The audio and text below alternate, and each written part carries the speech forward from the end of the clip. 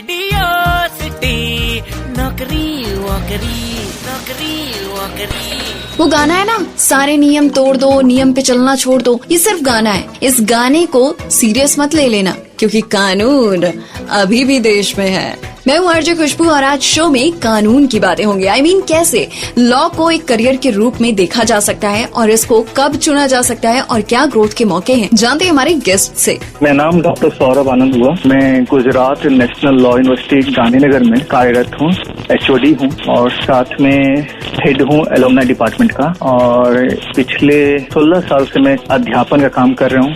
पहले तो ये बता दें कि जो पुरानी एक जो सोच थी लॉ को लेकर के, तो वो बहुत कुछ चेंज हो चुका है, काफी बदलाव आया है पिछले कई सालों में। तो जैसे कि क्लैट है, कॉमन लॉ एडमिशन टेस्ट, हर राज्य में लगभग एक एनएलयूज है। जैसे कि गुजरात में गांधीनगर में है, राजस्थान में जोधपुर में है, आपका दिल्ली में है, लखनऊ में, तो हर राज्य में ऑलमोस्ट एक आपके एनएलयूज है। तो नेशनल लॉ यूनिवर्सिटी की हम बात करते हैं और इनका एडमिशन जिस तरीके से कोई बच्चा इंजीनियरिंग करना चाहता है तो उसके लिए IIT की बात करते हैं, उसी तरीके से लॉ में पढ़ने के लिए बच्चे प्रेफर करते हैं नेशनल लॉ यूनिवर्सिटी में एडमिशन में। तो ये आपके एनएलयूज का है। तो इसके साथ साथ प्राइवेट लॉ स्कूल्स भी हैं, वो भी आपके 5 लॉ प्रोग्राम करवाते हैं।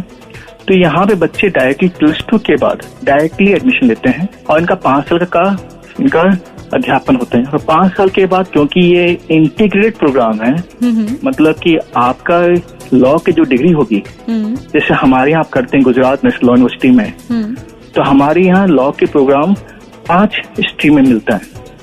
जैसे कि BA LLB, BCom LLB, BB LLB, BSW LLB और BSc LLB। बाकी जगह में जैसे आपका है कि ज्यादातर BA LLB बहुत कॉमन है। यहाँ पे बच्चा +2 के बाद ही चॉइस लेके आता है कि मुझे BCom LLB करना है, BA LLB करना है। तो उस तरीके से अध्यापन आपका लॉ का जो सब्जेक्ट है वो कॉमन रहता है। जो स्ट्रीम का पेपर है, जो आप कहते हो कि आपका BA कर रहे हो या BSW कर रहे हो या BSc कर रहे हो, वो उससे डिफरेंट होता है। तो हर सब्जेक्ट के हिसाब से आपकी अलग अलग अपॉर्चुनिटीज हैं। ये एक तो लिटिगेशन तो पहला ही एक, जैसे हम जब बात करते हैं इसी से कि लॉ मतलब ये वकील बाबू बन गए, तो ये एक हमारी सोच है, तो इसको बिल्कुल मैं गलत नहीं मानता हूँ।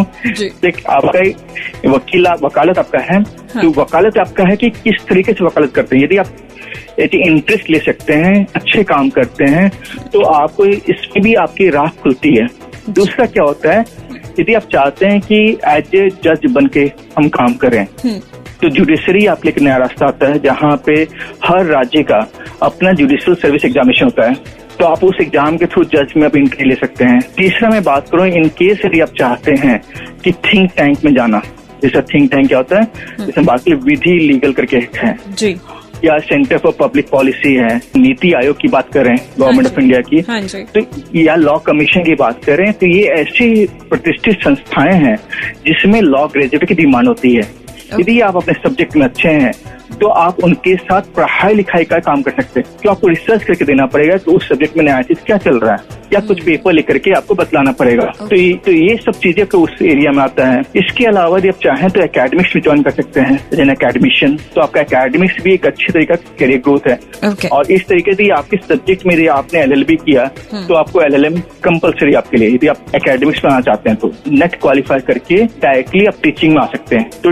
तो हमें अच्छे टीचर्स की भी जरूरत है। पहले तो ये मान लीजिए कि लॉ किसी भी सब्जेक्ट में जो भी पढ़ता है उसमें पूर्णता हासिल करें और आपका इंटरेस्ट जिस सब्जेक्ट में भी हो, समझिए कि आपका इंटरेस्ट टैक्सेशन में है, नंबर्स पसंद करते हैं, तो आपके लिए टैक्सेशन लॉ एक्सपर्ट बन सकते हैं, तो टैक्स के अच्छे गुरु बन सकते हैं। और हर कोई इंसान जानता है कि फाइनेंशियल ईयर जैसे एंड होने लगता है तो हम सभी नौकरी पैसा लोग भागने लगते हैं, पर टैक्सेशन लॉयर से बात कर लो, कुछ बता देगा, कुछ रास्ता निकाल देगा। तो इनकी डिमांड आप समझ सकते कितनी ज्यादा है। तो ज्यादातर ये जो बच्चे हैं तो उस तरह की फील्ड में जा सकते हैं, कोई भी बच्चा।